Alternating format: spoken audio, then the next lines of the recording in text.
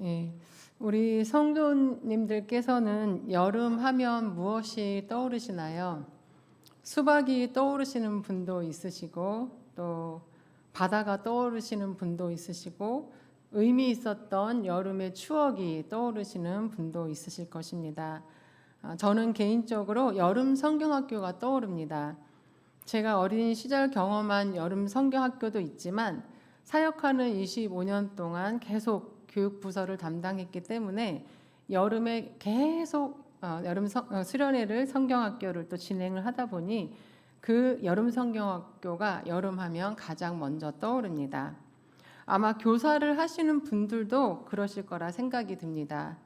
여름 성경학교는 길어야 3일이지만 1년 중 가장 큰 행사이고 오랜 시간 계획하고 또 준비하고 긴장감을 가지고 많이 기도하면서 감당해야 하기 때문입니다. 여름 성경학교를 통해 어린이들이 하나님 안에서 행복하고 즐거운 경험을 하고 또 성령님이 주시는 기쁨을 맛보아야 교회에 오는 것이 더 즐거워지고 또 혹여나 자라면서 교회를 떠나게 되더라도 하나님 안에서 행복했던 여름 성경학교의 추억을 기억하며 다시 교회로 돌아오기 때문에 여름 성경학교를 위해 교사들은 정말 그 시간에 많은 것을 쏟아내고 최선을 다해 준비하고 진행을 합니다. 그 여름 성경학교가 끝나면 교사분들도 한 분 한 분 휴가를 가기 시작합니다. 많이 쏟아부었기 때문에 쉼이 필요하기 때문입니다. 올해는 교회 전체 행사로 70주년 기념 행사도 많이 있었는데 그 모든 행사를 위해 많은 분들이 애쓰고 준비하셔서 올 8월은 그 어느 때보다 쉼을 필요로 하는 시간인 것 같습니다. 그만큼 많은 것을 쏟아 부으면서 많은 분들이 준비를 하셨기 때문입니다. 오늘 본문 말씀에서도 쉼이 필요한 사람들이 나옵니다. 본문 말씀 30절을 보시면 사도들이 예수께 모여 자기들이 행한 것과 가르친 것을 낱낱이 고했다고 말씀합니다. 여기서 사도는 사자, 권위를 부여받은 대리인 또는 선교사로 보냄을 받은 사람을 의미합니다. 사도는 예수님께서 십자가에 못 박히시고 사흘 만에 부활하신 후에 12제자를 위한 호칭으로 받아들여졌습니다. 예수님과 함께 동거동락하며 예수님께 직접 배우고 영향을 받은 제자들은 예수님께서 승천하시면서 그 후에 예수님으로부터 보냄을 받아 땅끝까지 이르러 복음의 사명을 감당할 사람들이기 때문에 그들은 사도라는 칭호를 공식적으로 받아들이게 되었습니다. 마가는 그런 의미에서 제자들을 사도라고 기록하고 있는 것입니다. 복음 전파를 위해 예수님께서는 제자들을 부르시고 사명을 주시고 귀신을 제어하고 또 병을 고칠 수 있는 능력과 권세를 주시면서 파송하셨습니다. 그리고 전도 여행을 하기 위한 먹을 것이나 입을 것, 자신의 신변을 보호하기 위한 아무것도 가지지 말라고 말씀하셨습니다. 제자들이 다니게 될 전도 여행은 사람의 힘으로 하는 것이 아니라 하나님의 섭리와 도우심 속에서 이루어지는 것이며 복음 전파를 위해 다닐 때에는 모든 필요를 알고 미리 준비해 놓으실 하나님의 능력에 전적으로 의존하는 신앙을 갖고 사명을 감당해야 했기 때문입니다. 저도 청년 때에 이런 전도 여행을 다닌 경험이 있습니다. 청년 담당 전도사님이 50명 정도 되는 청년들을 6조로 나누어서 원주 땅에 복음을 전파하기 위해 대장정의 전도 여행을 일명 거지 전도 여행이라는 이름으로 여름 수련회를 계획하셨습니다. 거의 1년 동안 많은 준비를 했는데 원주를 답사하여 6조가 다닐 코스를 정했고 전도 여행을 방해할 세력들이 분명히 있을 것을 예상하고 청년 전체가 산기도를 가서 기도로 무장을 했고 또 각 조가 따로 모여서 기도하고 복음 전하는 훈련을 열심히 했습니다.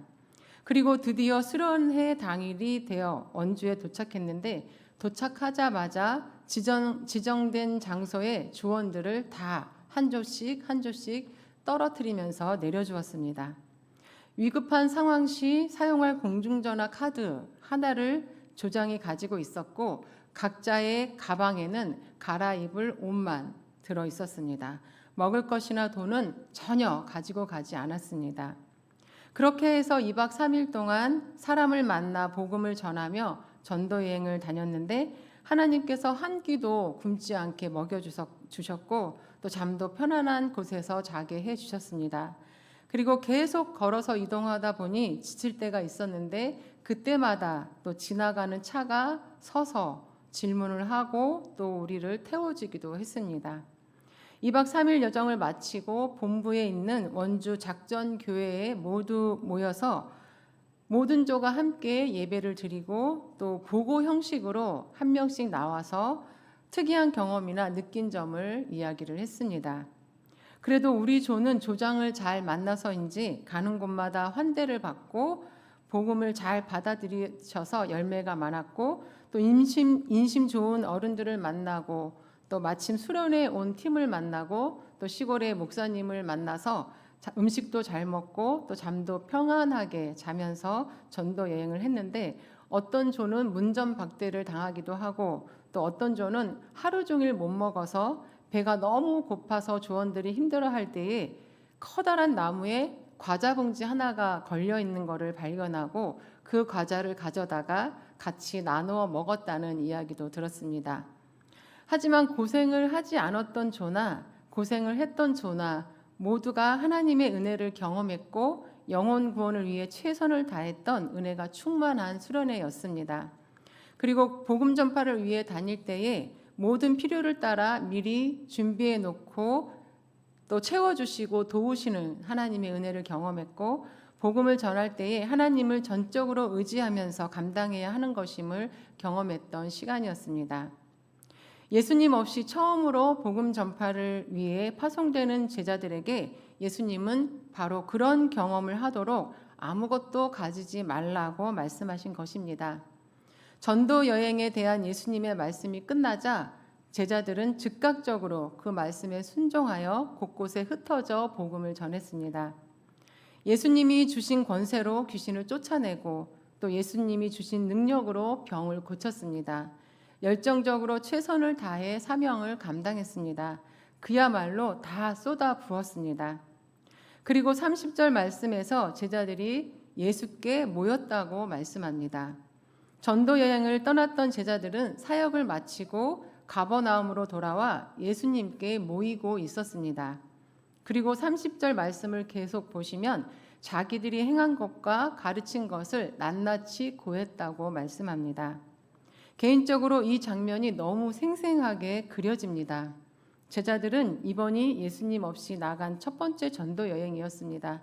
예수님께 모인 제자들은 처음으로 그렇게 떠나 각자 복음을 전파하고 말씀을 가르치고 귀신을 쫓아내고 병을 고친 사역에 대해서 자세하게 이야기하고 그 가운데 하나님께서 역사하시고 은혜 주셨던 일들을 흥분하면서 이야기했을 것입니다.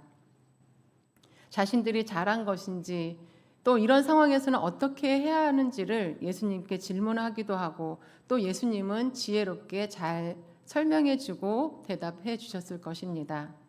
그 경험을 통해 제자들은 계속되는 예수님의 보내심에 순종하여 많은 사람들에게 복음을 전파했고 예수님이 승천하신 후에도 전도에 잘 훈련된 제자들은 효율적이고 지혜롭게 복음을 전파할 수 있었습니다. 제자들의 보고가 다 끝난 후에 31절은 이르시되로 시작이 됩니다. 이 부분을 원문으로 보면 이르시되 앞에 그리고로 번역된 카이라는 단어가 있습니다. 카이는 어떤 행동이 종료된 다음에 그 다음 행동이 시작되는 것을 의미합니다. 제자들이 예수님께 자기들이 행한 것과 가르친 것을 낱낱이 고하는 것이 다 끝난 다음에 예수님께서 말씀하기 시작하셨다는 것입니다. 처음 파송되어 보내심을 받은 제자들은 할 말이 정말 많았을 것입니다. 12명이 다 이야기를 했으니 시간도 많이 걸렸을 것입니다. 그런데 예수님은 제자들을 아끼고 사랑하는 마음으로 그 모든 이야기들을 끝까지 들으시고 그들의 생각과 질문 사항에 대해 지대한 관심을 가지고 대답해 주셨던 것입니다. 제자들의 보고를 들으시면서 예수님은 앞으로 그들이 박해와 핍박 속에서 생명 다해 복음을 전파할 것까지 다 보시면서 그들을 진심으로 사랑하고 아끼고 지지해주고 계셨던 것입니다. 또한 처음 예수님 없이 경험한 전도 여행에서 제자들이 얼마나 열심을 다하고 최선을 다했는지 알 수 있으셨습니다.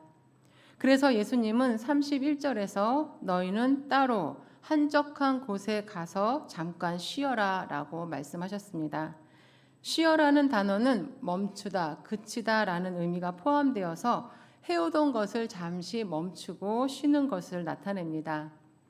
예수님은 복음 전파를 위해 열심을 다하고 최선을 다하며 모든 것을 쏟아부은 제자들에게 쉼이 필요하다고 보셨고 쉬지 않으면 안 된다고 판단하셨습니다.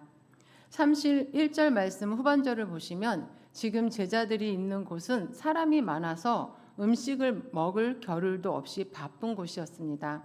제자들이 곳곳을 다니며 복음을 전파하고 귀신을 쫓아내고 병 고치는 사역을 통해서 사람들은 제자들에 대해서도 알게 되었고 제자들 곁에도 모이기 시작했습니다. 이곳에 계속 있다가는 사역을 멈출 수 없을 것이고 음식도 먹을 수 없이 모두가 기진하게 될 것입니다. 그래서 예수님은 진정으로 제자들을 아끼는 마음으로 잠시 쉬라고 말씀하셨습니다. 그런데 한적한 곳으로 가서 쉬라고 말씀하십니다. 쉼이 필요한 제자들에게 예수님은 왜 한적한 곳으로 가서 쉬라고 말씀하셨을까요? 그 이유는 한적한 곳이 다음과 같은 생각을 정리할 수 있는 곳이기 때문입니다. 한적한 곳은 사람이 거하지 않는 들판과 같은 곳을 의미합니다. 사람이 없는 조용한 곳은 정리할 수 있는 공간입니다. 생각을 정리하고 삶을 돌아보며 마음을 정리하고 또 앞으로 해야 할 새로운 일들에 대해서 정리할 수 있습니다. 분주하고 많은 사람들 사이에 있을 때에는 그런 시간을 갖기가 어렵습니다.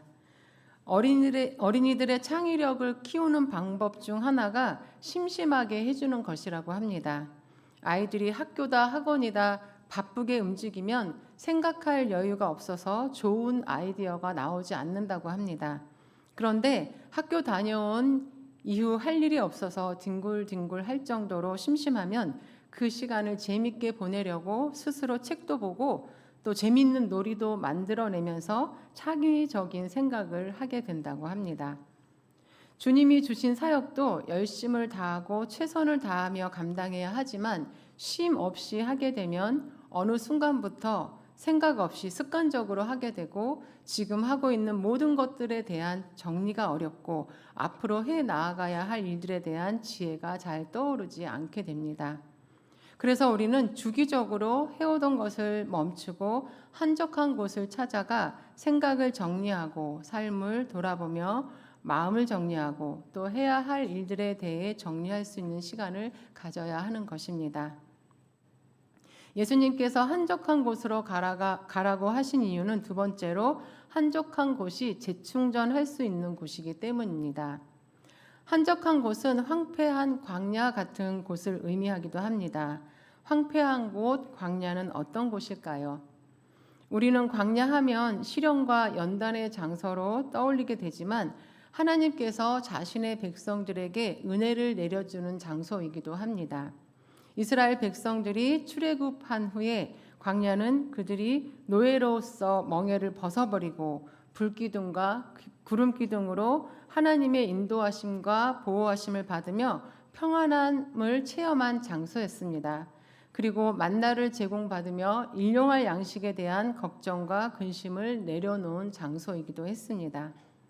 광야가 아니었다면 이스라엘 백성은 하나님께서 그렇게 자신들과 함께 하시며 인도하시고 공급해 주고 계신다는 것을 경험하지 못했을 것입니다. 황폐한 광야는 하나님의 은혜를 경험하는 장소입니다. 고요한 중에 하나님께 나아가 하나님이 공급해 주고 계심을 깨닫는 장소입니다. 그런 하나님의 만남의 시간을 통해 진정한 영적 쉼을 얻고 재충전하여서 다시금 사명의 자리로 돌아와 주님과 함께 일하게 되는 것입니다. 한적한 곳은 광야와 같이 하나님을 만나 힘을 얻고 재충전하는 곳입니다. 예수님은 이미 한적한 곳에서 쉼을 경험하고 계셨습니다. 수많은 무리가 늘 예수님 주변에 있었습니다. 말씀을 사모해서 병 고침을 받기 위해서, 또 마음의 상처를 치유받기 위해서 예수님 곁에 모인 무리들을 불쌍히 여기시며 다 쏟아부으신 후에 예수님도 쉼을 위해 한적한 곳으로 가셨습니다. 수시로 한적한 곳을 찾으셨고 그곳에서 사명을 다할 수 있도록 마음과 생각을 정리하시고 또 하나님과 깊은 만남을 통해 힘을 얻고 재충전하셔서 자기 목숨을 많은 사람들을 위한 대속물로 드리시기까지의 모든 사역을 온전히 감당하셨습니다. 그래서 예수님은 제자들에게도 그렇게 한적한 곳으로 가 쉬라고 말씀하신 것입니다. 12 제자들은 예수님의 권고에 따라 자기 자신들을 위해서 한적한 곳으로 조용히 이동했습니다. 이렇게 한적한 곳으로 조용히 이동한 것은 하던 모든 사역을 잠시 멈추고 쉼을 가지면서 마음과 생각을 정리하고 하나님과의 개인적인 교제를 통해서 재충전을 하기 위한 시간이었습니다. 8월은 1년 중에 가장 많은 사람이 휴가를 지내는 기간입니다. 예수님은 한적한 곳에 가서 잠깐 쉬라고 말씀하시는데 우리는 사람이 많은 곳으로 휴가를 갑니다.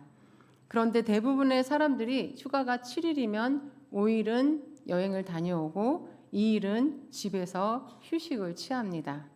왜 그렇게 할까요? 5일은 많은 사람들이 있는 곳에 다녀와서 피곤하고 힘들기 때문입니다. 진짜 쉼을 가진 시간은 이틀인 것입니다. 사실 스트레스를 풀고 힐링을 하려고 많은 사람이 많은 곳으로 피서를 가지만 우리의 진정한 영적인 쉼은 한적한 곳에서 가능한 것입니다. 여름 휴가 중 단 하루라도 예수님과 제자들처럼 조용하고 한적한 곳으로 가시기 바랍니다. 여름 휴가뿐만 아니라 평소에도 바쁘고 분주한 일상을 보내시면서 하던 일을 잠시 멈추시고 한적한 곳으로 가셔서 쉼을 가지시기 바랍니다. 그 시간을 통해 우리의 삶을 돌아보며 마음과 생각을 정리하시고 오직 하나님과 나만의 시간 속에서 하나님의 동행하심을 깨닫고 영육 간의 새로운 힘과 지혜를 공급받는 재충전의 시간을 가지실 수 있으시기를 바랍니다. 그렇게 하시면서 변함없이 영적인 힘을 유지하셔서 하나님을 기쁨으로 예배하시고 더욱 열심을 다해 주신 사명을 감당하실 수 있는 저와 여러분이 되시기를 간절히 바랍니다. 함께 기도 드리시겠습니다.